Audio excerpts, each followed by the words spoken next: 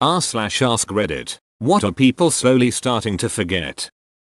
The recession of '08. I see so many people making the same mistakes once again, like leveraging everything to buy an overpriced house they can't afford. Quick, everyone, buy houses now. Last time this happened, real estate prices shot up.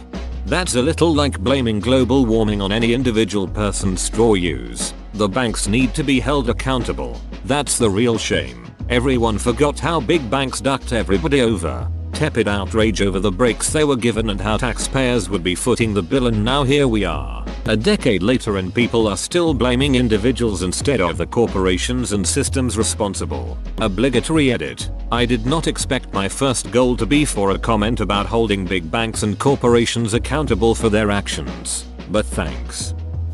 A world before the war in Afghanistan and Iraq. The United States has been in that war since 2001. That means starting around next year there will be people fighting in a war that began before they were born. This generation has never known a world before 9/11. Was just thinking this. I'm 21 and in a public policy class we watched Iraq for Sale. So many things I didn't know because I was so young. A lot of people don't know about Abu Ghraib anymore. I'm 21 and recently learned about Abu Ghraib as well. I remember seeing the pyramid photos on the news as a child but not really understanding what I was seeing. Still blows my mind that something like that can happen, but there is probably things that are similar or worse happening right now. That people can take their time to respond and needs not be available through phone or social media all the time. This isn't just a social group thing either. This applies to work now too. Because of phones, emails, laptops, etc. my manager or a customer can just call me, email me, and expect a reply out of ours. Then if I stand up for myself and say I aren't at work, it's actually punishable. Terrible. 9/5? Not really. I miss the days when I could get in my car and go somewhere, even just to the grocery store, and know that I would have that time to myself. It seems so unfair that people can just demand my attention anytime they want it. And if I turn off my phone or choose not to respond right away, I'm the one that has to apologize. Maybe you should apologize for interrupting my quiet evening with your trivial bullshit. Phone numbers, addresses, etc. With the ability to save numbers to your phone and Google just about every address out there, many people don't seem to commit them to memory anymore.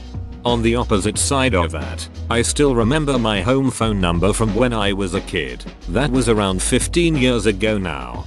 I remember my phone number and the phone number of my best friend when I was a child.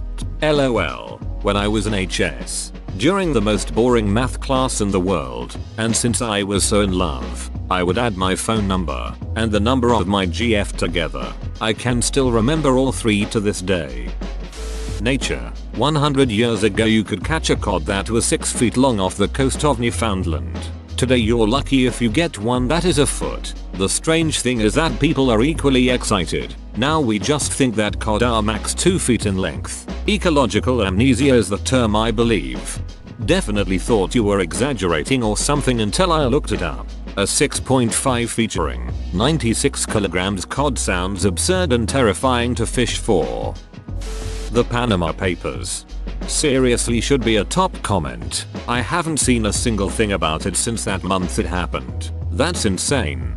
The reporter investigating it died. I might be misremembering, but I think she was killed by a car bomb. They cover it up quickly when it comes to money. In Dhaka, Bangladesh, the students being raped and murdered because they were protesting to have safer roads and the gangs of pro-government kids were angry. It was a major thing on Reddit for like a week and everyone seems to have forgotten about it. One of my friends is from there, was posting about it all the time and suddenly hasn't said a word about it. She's relatively safe in the US, but won't talk it.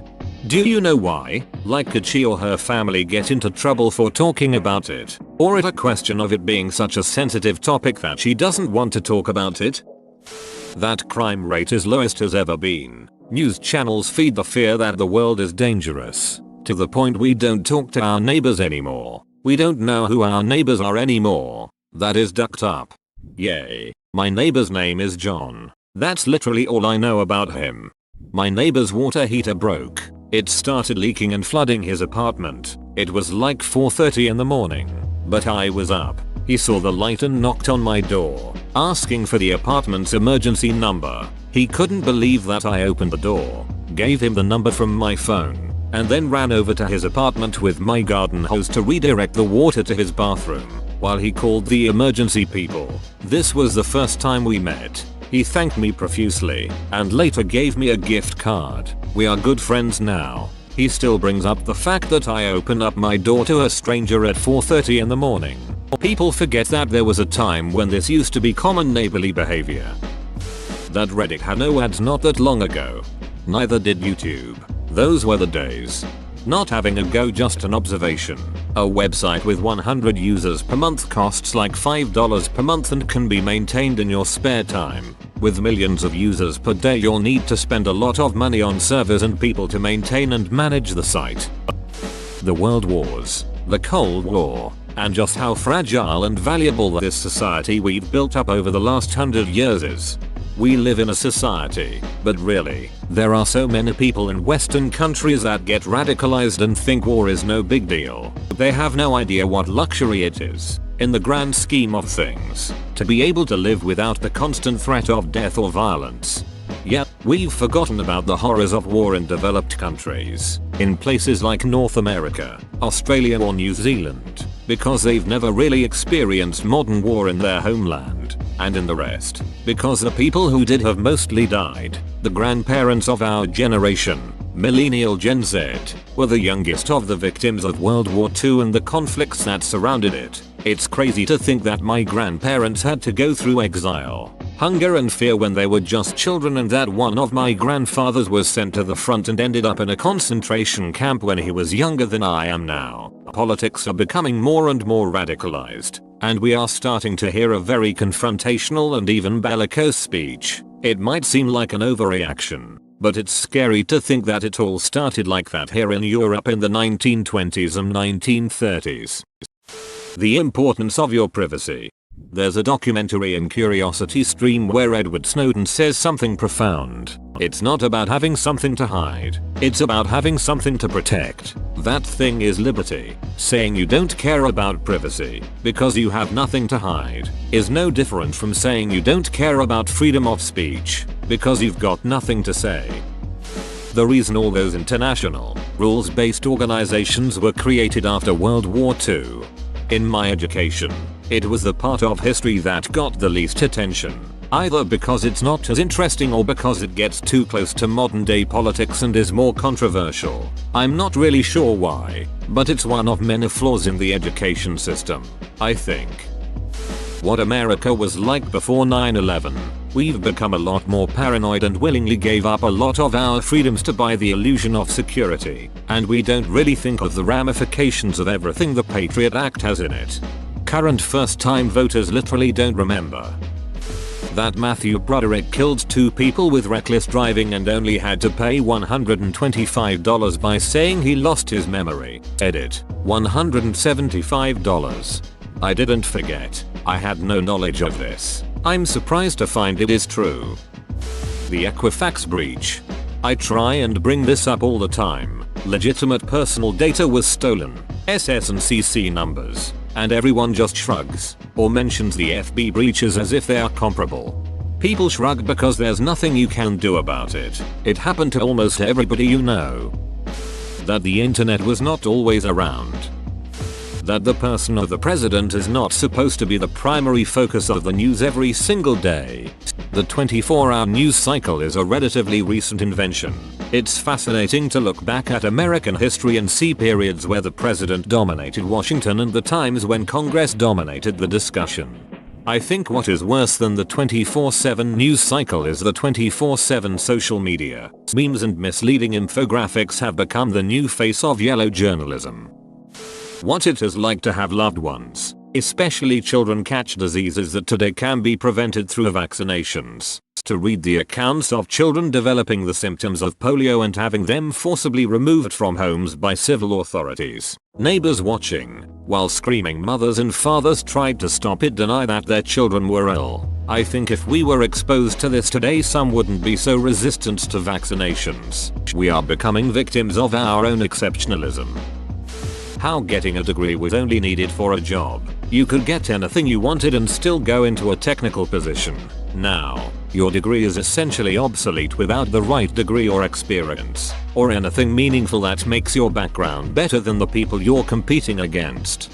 A degree nowadays is the same weight as a high school diploma 20 years ago. That diseases like measles, mumps, rubella etc. seldom appear today because of vaccines. Vaccinate your kids. 2 of my grandparents lost siblings to diseases that you can either vaccinate for today or have treated with antibiotics. My great uncle, still alive, was paralyzed by polio for 2 years when he was a kid. His grandniece is anti-vax and anti-medicine, and treats her kids with essential oils and bullshit. It's horrifying that this is still in living memory, yet we've apparently already forgotten. If you want a good look at the horrors these diseases bring, look through your genealogy. You'll almost certainly find examples of children who died from the measles, or families wiped out by scarlet fever. Pandemic diseases like the Spanish flu that wipe out large populations. It's particularly worrying with Western medicine losing more and more funding, drug-resistant bacteria, and idiots like anti-vaxxers increasing the odds for viruses. Someone's just bumping down the difficulty level. We'll reach a point where 50% of people won't wash their hands, and doctors will only work 2 days a week. The whole net neutrality thing was huge news for a while, and now it seems like everyone forgot. Similar to what happened with SOPA and PIPA in 2011. If I were a major internet provider that wanted to take advantage of the new situation, I would wait a few years for things to normalize and then slowly take advantage. It's harder to build resistance against the slow creeping end of net neutrality than against jarring changes. I don't think people forgot. I think everyone just feels powerless and defeated in this political climate. That in the US, we still have a law called the USA Patriot Act that allows the government to invade our privacy without a warrant or probable cause, thus making it clearly in violation of the 4th Amendment to the Constitution. The United States of America has been in a state of emergency that grants the government extra normal constitutional power since the 11th of September, 2001. The US has been in a perpetual temporary state for over 17 years. Let that sink in. How to burn CDs. You just throw them in a fire, right? That'll do. Just how many insects should be around? In the last few decades or so, the biomass of insects has dropped drastically, and it's real bad. Like ecosystem collapse level bad. Tell that to the 18 flies that get into my house every time I open the door.